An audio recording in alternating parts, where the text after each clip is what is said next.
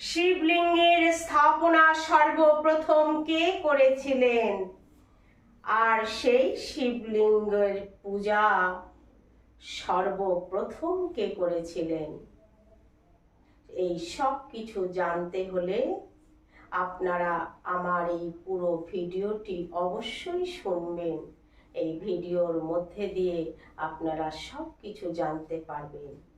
ভুল তত্ত্ব শুনবেন না, ভুল তত্ত্বে কান দেবেন না, ভুল তত্ত্ব রটাবেন না। আমি নিজে ভুল, অথচ আমি সেই ভুলটাকে সবার সামনে বলে আরো 10 জনকে ভুল করছি।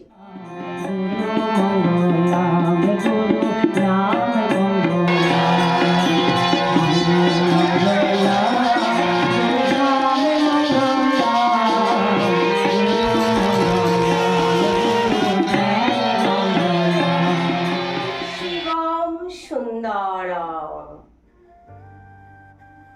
আমার শিবই সত্য, শিবই সুন্দর। সর্বপ্রথম আমাদের শিবলিঙ্গ কে স্থাপনা করেছিলেন? শিবলিঙ্গ কি? শিবলিঙ্গের পূজা সর্বপ্রথম কে শুরু করেছিলেন? শিব মহাপুরাণ যখন আপনারা পাঠ করবেন, আপনারা ওই শাস্ত্র যখন শুনবেন, পড়বেন, তখন বুঝতে পারবেন। বেদব্যাসজি রচিত যখন আপনারা ভাগবত শ্রবণ করবেন, সেই ভাগবতের অমর কথার মধ্যেও জানতে পারবেন যে শিবলিঙ্গ কি। শিবলিঙ্গ কি? কৈলাস পর্বতে আমার ভগবান শঙ্কর সমাধিতে মগ্ন ছিলেন। উনি সর্বদা ধ্যান করতেন, শ্রীরাম ও কৃষ্ণের ধ্যান, হরির ধ্যান।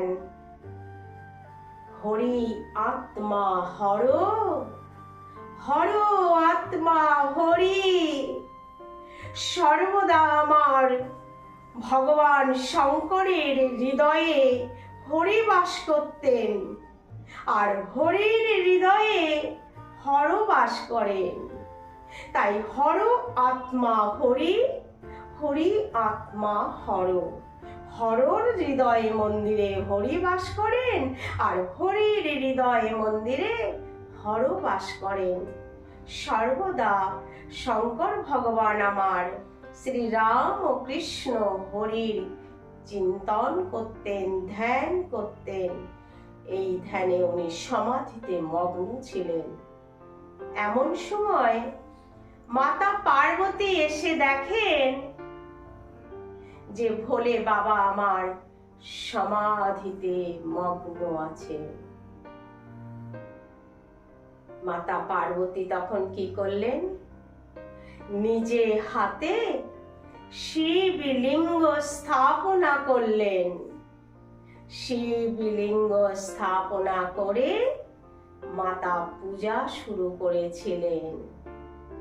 মায়েরা, যেমন আমাদের নারায়ণ ভগবান সাকার স্বরূপ, নারায়ণ বিগ্রহ সাকার স্বরূপ, আর নারায়ণ ভগবান সাকার স্বরূপ হওয়ার সত্ত্বেও ওনার নিরাকার স্বরূপ হলো শালগ্রাম শিলা, যার মুখ নাই, হাত নাই, পাও নাই। অথচ সাকার স্বরূপ নারায়ণের বিগ্রহে যত কৃপা, যত শক্তি, ততই কিন্তু আমার শালগ্রাম শিলার মধ্যেও আছেন নারায়ণের নিরাকার স্বরূপ শালগ্রাম শিলা। ঠিক তেমনি ভগবান শঙ্কর হলেন সাকার স্বরূপ। ভগবান শঙ্করের সাকার স্বরূপ ভগবান শঙ্কর, তার নিরাকার স্বরূপ হলো শিবলিঙ্গ। পার্বতী মা স্থাপনা করেছিলেন। সর্বপ্রথম পূজা আমার মাতা পার্বতী করেছিলেন। শিবলিঙ্গ শব্দের অর্থ হলো, শিব শব্দের অর্থ হলো মঙ্গল, আর লিঙ্গ শব্দের অর্থ হলো প্রতীক, মঙ্গলের প্রতীক। আহা, কি সুন্দর! কত সুন্দর, করুণাময়, কৃপাময় আমার শিবলিঙ্গ, যে মঙ্গলের প্রতীক, যিনি কল্যাণের প্রতীক। সেই শিবলিঙ্গকে আমার পার্বতী মাতা পূজা করেছিলেন। একটা কথা বলি মায়েরা, শিবরাত্রি সবেই গেল, 1-2 দিন পাস হলো শিবরাত্রি।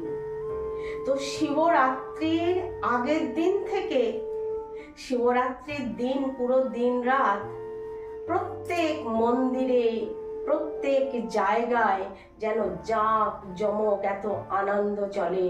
মাইকে তার ভজন চলে, শিব ভগবানের পূজা অর্চনা আদি সব কিছু চলে। দোকানে দোকানে এত বেল পাতা নেওয়ার ভিড়, এত ফুলের ভিড়, আকান্দ ফুল নেওয়ার ভিড়। 2 দিন খুব চলে। যেই দিন শিবরাত্রি পূর্ণ হয়ে গেল, পরের দিন আপনি, সব শিব মন্দিরের কথা বলছি না, কিছু কিছু শিব মন্দির আছে যেখানে একটা প্রদীপ পর্যন্ত জ্বলে না, যার মাথায় বছরে 2 বার কি 3 বার জল ছাড়া কিছু চলে না, কিছু জল তার মাথায়ও গিয়ে চড়ে না। এমনই সব ভক্তগণ, এমনই ভক্তি সব। সর্বদা শিবলিঙ্গ ঘরে রাখুন। ছোট্ট শিবলিঙ্গ রাখবেন, ছোট্ট, অনেক ছোট্ট শিবলিঙ্গ, একটা এই আঙুলের মতো, তাও কি 3 গিরো এইরকম ছোট্ট শিবলিঙ্গ রাখতে বলেন আমার আচার্যগণ। তার থেকে বড় শিবলিঙ্গ হলে গৃহে হবে না। সেই শিবলিঙ্গকে পূজা করুন, তাকে দৈনন্দিন। আমার শিব ভগবান এতই দয়াময়, ওমা সব মন্দির দেখেছেন টাইম মেনটেন করেন। এই টাইমে তার ভোগ লাগবে, এই টাইমে এই মন্দির বন্ধ হয়ে যাবে, এই টাইমে আবার এই মন্দির খুলবে, এই টাইমে আরতি, রাজভোগ, বালভোগ সব টাইম টেবিল মেনটেন করেন মন্দিরে। কিন্তু আমার শিব, উনি এতই দয়াময়, উনি এতই করুণাময়, ওনার মন্দির দিন রাত 24 ঘন্টা খোলা থাকে। শিব ভগবান বলেন, তোমরা আসো জীব, তোমরা আমার কাছে আসো, আর আমার থেকে তোমরা কল্যাণের রাস্তা নিয়ে চলে যাও, মঙ্গলের রাস্তা নিয়ে চলে যাও। মঙ্গল, আমার কাছে আসো আর কল্যাণের পথ নিয়ে চলে যাও। তোমাদের জীবন অত্যন্ত মঙ্গলময় হোক, তোমাদের জীবন অত্যন্ত কল্যাণকারী হোক। শিব ভগবান সর্বদাই দাঁড়িয়ে আছেন তার ভক্তদের জন্যে, তার জীবের জন্যে। এখানে একটা ছোট্ট করে কথা বলি। এক মহাত্মা ছিলেন একনাথ, তিনি না রামেশ্বরম যাচ্ছিলেন। ওমা, আমার শিব যে কত করুণাময়, আমার শিব যে কত দয়াময়। আমি একটা ছোট্ট করে কথা বলছি মায়েরা, এটা তো আপনারা সবাই জানেন। সমুদ্র মন্থন হয়েছিল, অমৃত দেবতাগণ নিয়েছিলেন, আর বিষ পান করেছিলেন একমাত্র আমার দেবের দেব মহাদেব। তাই ওনাকে বলা হয় নীলকণ্ঠ ভগবান। বলো নীলকণ্ঠ মহাদেব কি জয়। এমনই দয়াময় এক মহাত্মা একনাথ, উনি রামেশ্বরম যাচ্ছিলেন গঙ্গার জল নিয়ে। যেতে যেতে রাস্তার মাঝে দেখতে পেলেন এক গাধা অত্যন্ত তৃষ্ণার্ত অবস্থায়, তার ভীষণ জলের তেষ্টা। যখন একনাথ ওনার হাতে যখন দেখতে পেলেন যে গঙ্গার জলের পাত্র দেখতে পেয়ে গাধাটি তখন ওনার দিকে এগিয়ে আসছেন, মহাত্মা মনে মনে ছোট মন দিয়ে একটু চিন্তা করে নিলেন। সঙ্গে সঙ্গে মহাত্মার মনটা না একটু ছোট্ট হয়ে গেল। ছোট মন দিয়ে চিন্তা করছেন, আরে এ তো গাধা, এ তো নীচ প্রাণী। আমি যাচ্ছি রামেশ্বরম, আর এই গাধাকে পুরো গঙ্গার জল খেতে আসছে, আমি এই গঙ্গার জল গাধাকে পান করিয়ে দেব। ছোট মনের মধ্যে একটু ভাবনা এলো। ঠিক তখনই তার অন্তর আত্মা থেকে আবার আওয়াজ এলো,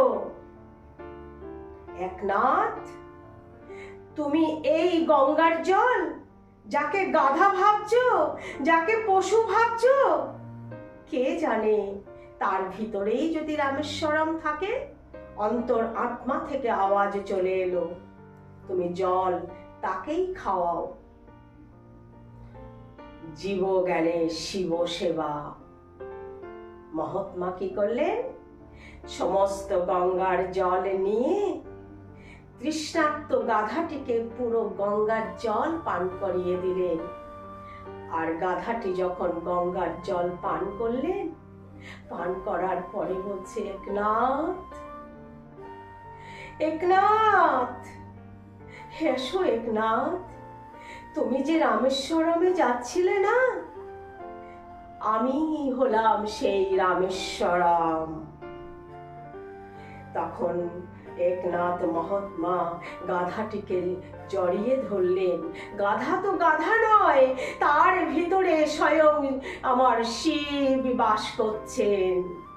তাই সর্বদা আমার শিব ভগবান এমনই কৃপা এই জগতের জীবের জন্য করেছেন যে তোমরা জীব জ্ঞানে শিব সেবা করো, প্রত্যেক জীবকে সেবা করো।